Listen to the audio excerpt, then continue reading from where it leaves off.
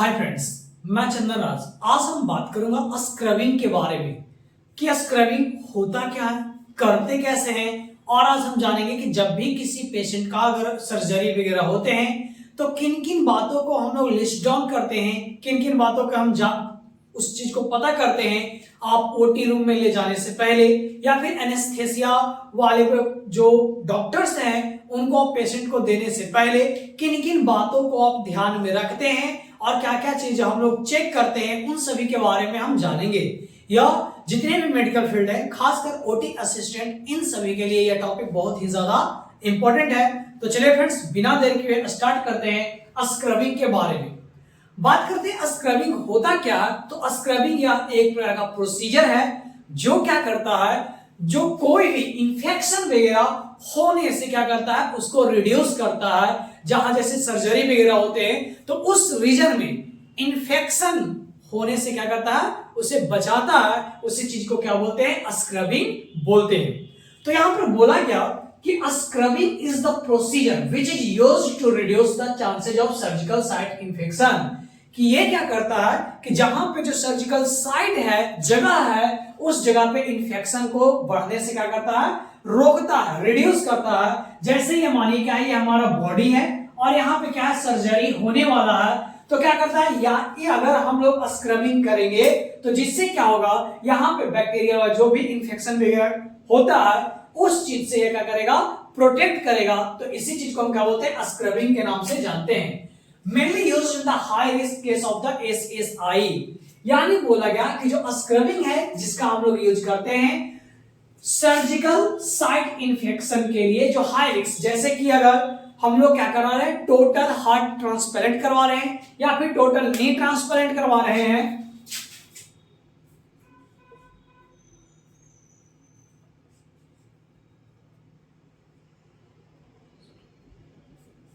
Total knee transparent या फिर total heart transparent करवाते हैं, तो उस टाइम में क्या होता है सर, जो इन्फेक्शन होते हैं उसको ज्यादा चांसेस होता है। तो उस चीज को रिड्यूस करने के लिए हम लोग स्क्रबिंग करते हैं और स्क्रबिंग के साथ साथ भी क्या करते हैं, पेंटिंग करते हैं।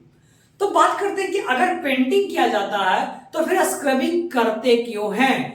तो जैसे मैंने बताया कि जैसे कि सबसे पहला क्या करते हैं कि जब हम लोग स्क्रबिंग करते हैं तो कोई भी सॉल्यूशन वगैरह होता है, जैसे यहाँ पे मैं आगे बताऊंगा कि जैसे हम लोग यूज करते हैं क्लोरोहेक्साडीन और एंटीसेप्टिक सॉल्यूशन, जिसको हम लोग सेवलॉन के नाम से भी जानते हैं। तो उससे सबसे पहले क्या करते हैं, इसको वॉश करते हैं, उसके बाद सलाइन से इसको पूरी तरह से धो लेने के बाद में हम लोग क्या करते हैं, बेटाडीन के द्वारा हम लोग पेंटिंग करते हैं। तो उसके बारे में हम आगे में बात करेंगे। तो यहाँ जो पॉइंट्स बोला गया कि क्लोरोहेक्साडीन और the antiseptic solution use for the scrubbing. Scrubbing के लिए हम लोग क्लोरोहेक्साडीन या फिर एंटीसेप्टिक सॉल्यूशन है जिस चीज का हम लोग यूज करते हैं।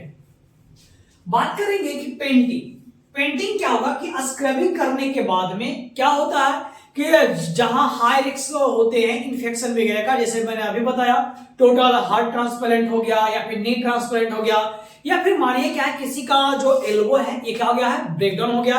अब हमें इसमें क्या करना है, जो रड लगते हैं, स्टेन लगते हैं, उस चीज को हमें लगाना है। लेकिन आपने क्या किया, स्टेन आपने लिया और लगाया, लेकिन क्या होगा, किसी वजह के कारण से जो स्टेन जो रड थे उसमें क्या हो गया, इन्फेक्शन है। तो आपको क्या करना पड़ेगा, आपको इसको तुरंत से निकालना पड़ेगा, क्योंकि अगर आप नहीं निकालेंगे तो क्या होगा, अंदर पूरे डैमेज करेगा और आगे चलकर घाव जख्म वगैरह भी बनाना स्टार्ट करेगा। जितना का पेशेंट नहीं ठीक होना है उससे ज्यादा क्या हो जाएगा, पेशेंट को और दूसरा दिक्कतें देखने को मिलेगा। तो इसलिए हम लोग स्क्रबिंग के साथ साथ में पेंटिंग भी करते हैं। तो बात करते हैं कि पेंटिंग के लिए हम लोग क्या चीज का यूज करते हैं। तो बोला गया कि Betadine 10% is used for the painting and skin disinfection before surgery। Surgery के पहले हम लोग पेंटिंग करने के लिए बीटाडीन 10% का हम लोग क्या करते हैं, यूज करते हैं। नेक्स्ट बात करते हैं कि painting is done in the circular motion beginning with the incisor side and the working outward. बोला गया कि अगर हमें पेंटिंग करना हो तो हम लोग किस तरह से करते हैं। तो सबसे पहला हम लोग सर्कुलर करते हैं। कैसा करते हैं, सर्कुलर, इनर से आउटर की ओर। पहले एक सर्कल कंप्लीट किया, एक लेयर। अब क्या करेंगे, जो गॉज रखे हुए जो स्वैब है कॉटन का, उसको क्या करेंगे, एक बार ऐसे रोटेट किए, अब उसको दे देंगे, फिर सेकंड लिए, फिर सेकंड से यहां सेकंड वाले लेयर में, फिर ऐसे करके निकाल दिए। यानी इनर से आउटवर्ड की ओर सर्कुलर हम लोग क्या करते हैं, क्लीन करते हैं, हम लोग पेंटिंग करते हैं। तो इसके बारे में बताया गया कि जब भी पेंटिंग हम करते हैं तो हम लोग इनवर्ड से आउटवर्ड की ओर करते हैं, और वो भी सर्कुलर और लेयर वाइज लेयर हम लोग अदर स्वैप का यूज करते हैं।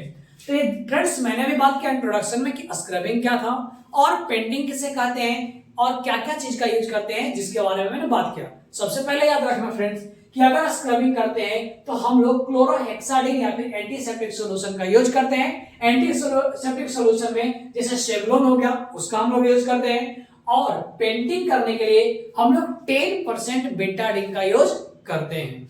तो कैसा लग रहा है फ्रेंड्स, कमेंट करके जरूर बताइएगा, और इस वीडियो को ज्यादा से ज्यादा शेयर करें ताकि ज्यादा से ज्यादा लोगों को इस चीज के बारे में नॉलेज हो और वह अच्छे से एग्जाम वगैरह क्रैक कर सके। तो चलिए फ्रेंड्स, आगे की ओर बात करते हैं। सबसे पहले बात किया स्क्रबिंग के बारे में, सिंपल कट मैंने बात किया पेंटिंग के बारे में, एंड थर्ड वन बात कर रहा हूं ड्रैपिंग के बारे में कि ये ड्रैपिंग होता क्या है, कहते किसको है। तो जब भी आपने देखा हो कि जैसे कि जो सर्जरी पार्ट है, जैसे ये मानो ये अब्डोमेन है, ठीक, तो ये कोई फीमेल्स या फिर मेल है, तो इसको मानो कि फीमेल्स है, फीमेल्स को क्या है, अब्डोमेन सर्जरी होने वाला है। तो क्या देखते हो कि जहां पे इंसीजर लगने वाला होता है उस पार्ट को छोड़कर बाकी सभी जितने भी पार्ट्स होते हैं उसको स्टेराइल क्लॉथ्स के द्वारा क्या किया जाता है, ढक दिया जाता है, क्लोज कर दिया जाता है। उसी चीज को क्या बोलते हैं, ड्रैपिंग बोलते हैं।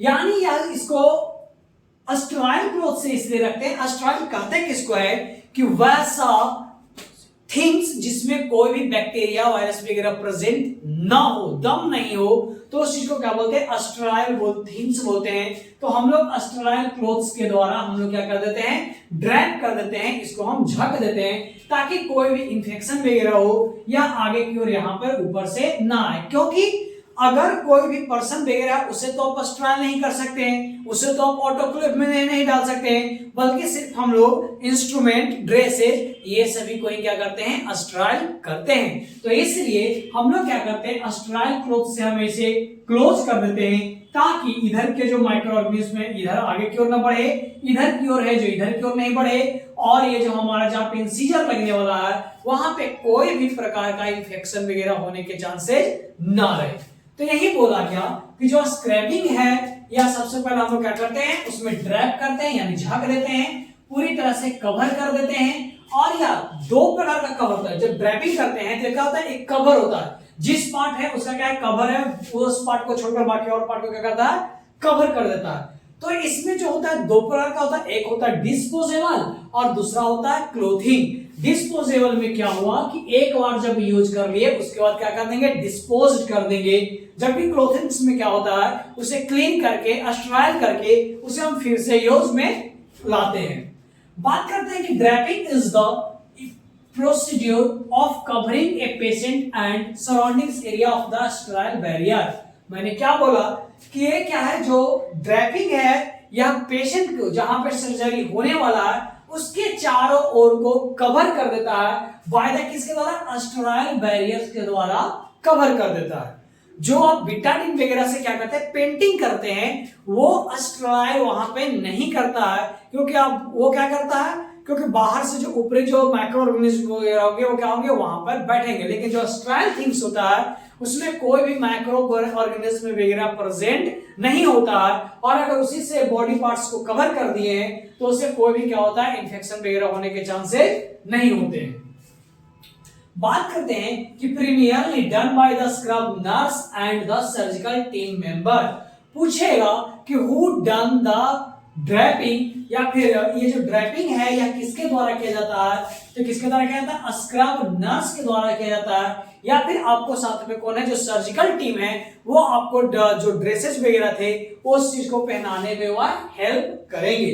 अब बात करते हैं सर्जिकल सेफ्टी चेकलिस्ट के बारे में कि सर्जिकल सेफ्टी चेकलिस्ट होता क्या है, या बार बार एग्जाम में पूछा गया है कि जो सर्जरी के टाइम में जो पेशेंट होता है उनमें कोई भी कॉम्प्लिकेशन देखने को ना मिले, तो इसीलिए एक सर्जिकल सेफ्टी चेकलिस्ट बनाया गया है, जिस पेशेंट का अगर सर्जरी वगैरह होते हैं तो उनमें कोई कॉम्प्लिकेशन देखने को ना मिले, तो इसलिए कैसे बनाया गया, सर्जिकल सेफ्टी चेकलिस्ट बनाया गया, जिसमें डिफरेंट कंपोनेंट्स आते हैं। तो मेनली 3 कंपोनेंट्स आते हैं। सबसे पहला साइन इन, साइन इन को ब्रीफिंग बोला जाता है। Second number is time out and third number is sign out. Sign out का मतलब क्या होता है, डीब्रीफिंग होते हैं।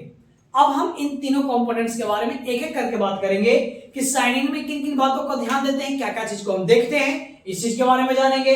टाइम आउट में भी देखेंगे कि जो पेशेंट है उसको कब ओटी में लेकर जाया जाता है, ओटी ले जाने से पहले किन किन बातों को बताया जाता है, या फिर जो भी ओटी के जो मेंबर वगैरह होते हैं उनसे क्या क्या चीज हमें जानना पड़ता है, तो उन सभी चीज के बारे में भी जानेंगे।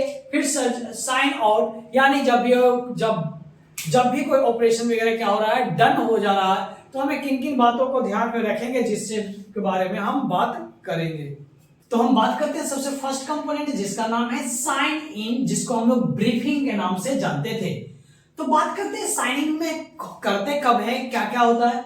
तो साइनिंग हम लोग बिफोर द इंड्यूशन ऑफ एनेस्थेसिया, हम लोग एनेस्थेसिया वाले को, पेशेंट को देने से पहले हम लोग क्या चीज करते हैं, साइनिंग का काम करते हैं। अब हम जानेंगे कि साइनिंग में क्या क्या चीज को असेस करते हैं, क्या क्या चीज को देखते हैं, जिन सभी चीज के बारे में जानते हैं।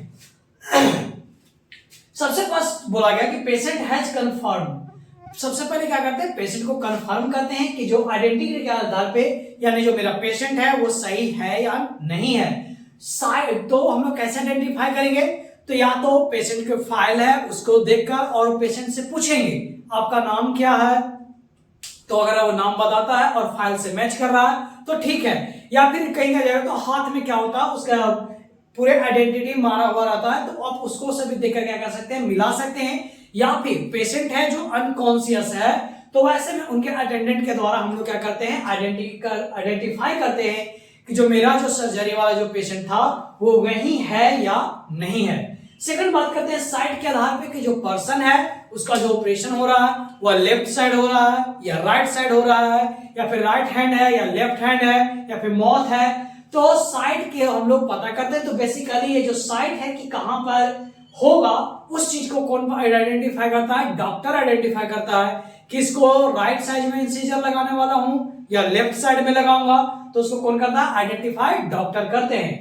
बात करते हैं प्रोसीड्यूर के बारे में कि कौन से प्रोसीड्यूर करेंगे, प्रोसीजर्स के बारे में को हम लोग पता करते हैं कि लेफ्ट हैंड में होने वाला है, हाथ का है, मुंह का है, कान का है, क्या चीज का है, तो उस चीज के प्रोसीजर के बारे में आइडेंटिफाई करना कि जो अगर इनका लेग का है, ऑर्थो का है, तो हम लोग जानेंगे कि ऑर्थो का प्रोसीजर है या नहीं है, या फिर एब्डोमेन का प्रोसीजर है या नहीं है। तो इस तरह से हम लोग पेशेंट के नाम से उसके प्रोसीजर क्या होने वाला है उस चीज को हम लोग क्या करते हैं, आइडेंटिफाई करते हैं। और लास्ट वन क्या करते हैं, कंसेंट। कंसेंट कहने का मतलब कि जो पर्सन का जो बॉन्ड पेपर जो बनता है, सिग्नेचर होता है, जो सर्जरी वाला है या नहीं है, या फिर एनेस्थेसिया के लिए जो कंसेंट किया गया था वो है या नहीं है, इस चीज को हम लोग देखते हैं फाइल में। ये नहीं कि अगर नहीं है तो जाके पेशेंट से बोलेंगे, वैसा नहीं है। हम लोग क्या करते हैं, डॉक्टर को इन्फॉर्म करते हैं, जो सर्जन या फिर डॉक्टर है वो डॉक्टर क्या करते हैं, फिर जाके अपना वो काम जो कंसेंट का है वो करवाते हैं। हम लोगों को सिर्फ डॉक्टर को बताने के लिए होते हैं। नेक्स्ट बात करते हैं साइड मार्क एंड लिखा हुआ है नॉट एप्लीकेबल। साइड मार्क कहने का मतलब कि लोकेशन को आइडेंटिफाई करना। जैसे हाथ हमारे क्या है, 2 है, तो लेफ्ट में साइड में होने वाला है या फिर राइट साइड में होने वाला है। तो अगर लेफ्ट साइड में रहेगा तो लेफ्ट कर लिख देंगे, राइट हैंड में होने वाला है तो राइट हैंड लिख देंगे। लेकिन अगर माउथ, तो माउथ क्या है, एक ही है, तो इसमें कोई भी अप्रिशिएबल नहीं है, तो हम लोग उसमें क्या लिख देते हैं, नॉट अप्रिशिएबल लिखते हैं। बात करते हैं third one is the anaesthesia safety checkup completed. Anaesthesia safety checkup completed करने का मतलब कि जो एनेस्थेसिया है उनसे हम पूछेंगे कि क्या ये पेशेंट को एनेस्थेसिया कितना देर तक रखा जाएगा, कौन कौन से मेडिसिन की आपको जरूरत है, और क्या क्या चीज मॉनिटर वगैरह करना पड़ेगा, क्या क्या चीज का ध्यान रखना पड़ेगा। इन सभी को हम लोग क्या करते हैं, जो एनेस्थेसिया के जो डॉक्टर होते हैं उनसे हम लोग पूछकर पहले से ही सब चीज रेडी कर लेते हैं, मेडिसिन ये सभी को। बात करते हैं pulse oximeter on the patient and the functioning. जो पेशेंट में जो ऑक्सीमीटर लगा हुआ है वो फंक्शनिंग कर रहा है या नहीं कर रहा है, नहीं कर रहा है तो क्यों नहीं कर रहा है, अगर कर रहा है लेकिन अगर पेशेंट लगाया हुआ है या नहीं लगाया हुआ है, इन सभी को हम लोग आइडेंटिफाई करते हैं। बात करते हैं पेशेंट डोज के बारे में। हम लोग एनेस्थेसिया से पूछेंगे सर से कि इनको कितना डोजेस पड़ेंगे, कितना देर तक या बेहोश रहेंगे, उन सभी के बारे में। अगर आप जब एनेस्थेसिया दे तो इनमें कौन कौन से एलर्जिक रिएक्शन देखने को मिलेगा, उन सभी चीज के बारे में पूछेंगे। या फिर एंटीबायोटिक वगैरह दे रहे हैं तो क्या क्या चीज उनमें देखने को मिलता है एलर्जी, उन सभी के बारे में पूछेंगे। जैसे अगर किसी को वोमिटिंग या फिर नौजिया वगैरह होता है तो हम पहले से ही ओंडम वगैरह रखेंगे। अगर इंसीजर पड़ेगा तो पेन वगैरह होता है तो मोर्फिन सल्फेट वगैरह है, वो सभी पहले से ही मेडिकेशन को प्रिपेयर करके रखते हैं। अगर एलर्जिक है तो यस करेंगे, अगर नहीं है तो नो करेंगे। बात करते हैं next one, difficult airway and expiration risk, कि जो पर्सन को सांस लेने में कोई भी दिक्कत वगैरह तो नहीं होता, तो इस चीज को हम लोग क्या करेंगे, आइडेंटिफाई करेंगे। अगर नो तो नो में टिक करेंगे, अगर यस तो फिर इक्विपमेंट को रेडी रखेंगे। और हम लोग जो इंट्यूबेट करने वाले पर्सन होता है उनको पहले देखेंगे कि जो पर्सन है वो इंट्यूबेट वाले पर्सन है या नहीं, इक्विपमेंट सही से अरेंज है या नहीं, इन सभी के बारे में हम लोग पहले से ही कलेक्ट करके रखते हैं। And last one is the risk of the more than 500 ml blood loss. हम लोग सर्जन से पूछेंगे कि सर ये कैसा सर्जरी है, कितना ब्लड लॉस होगा, उन सभी के बारे में, कितना होगा, अगर ब्लड का जरूरत पड़ेगा या नहीं पड़ेगा, इन सभी के बारे में हम डॉक्टर से पूछकर पहले से ही इंतजाम करके रखते हैं ताकि कोई भी पेशेंट को दिक्कत ना हो। ये जो आपका सेफ्टी कंसल्ट रिस्क है ये हम लोग इसलिए करते हैं ताकि पेशेंट को कोई भी दिक्कतें वगैरह ना हो। और हम लोग को याद रखना है कि साइन इन में हम लोग चेक करते हैं आइडेंटिटी के बारे में, कौन सा प्रोसीजर है जिसके बारे में, साइड के बारे में, अनेस्थेसिया के साइड इफेक्ट के सब के बारे में, क्या क्या चीज है वो सभी, और एयर वे वगैरह अगर चेक करते हैं या फिर ब्लड लॉस ये सब के बारे में, तो हम लोग साइन इन में हम बातें करते हैं। अब हम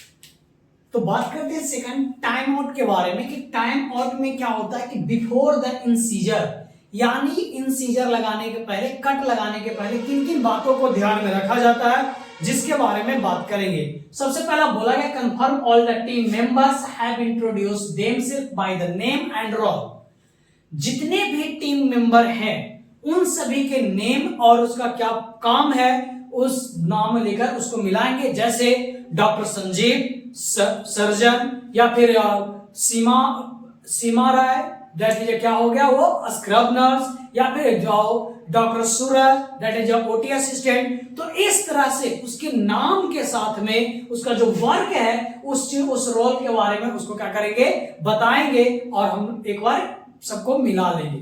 फिर बात करते हैं सेकंड की surgeon anaesthesia profession and the nurse verbally confirm patient site procedure. क्या बोला गया कि जितने भी सर्जन जो सर्जन है, जो टीम मेंबर्स हैं ऑपरेशन और एनेस्थेसिया प्रोफेशनल का, या फिर जो नर्सेज का जो टीम्स हैं, तो इन सभी मिलकर कंफर्म करते हैं। जैसे कोई एक बोलेगा कि हाँ बबीता देवी इनका ऑपरेशन है एब्डोमिनल कैविटी का है लेफ्ट साइड में, तो सबको बोलेगा कि हाँ ये बबीता कुमारी, सब देखेंगे कि हाँ ये बबीता कुमारी है। एब्डोमिनल साइड में क्या है, साइड पे ऑपरेशन है, तो कौन सा है, एब्डोमिनल प्रोसीजर है।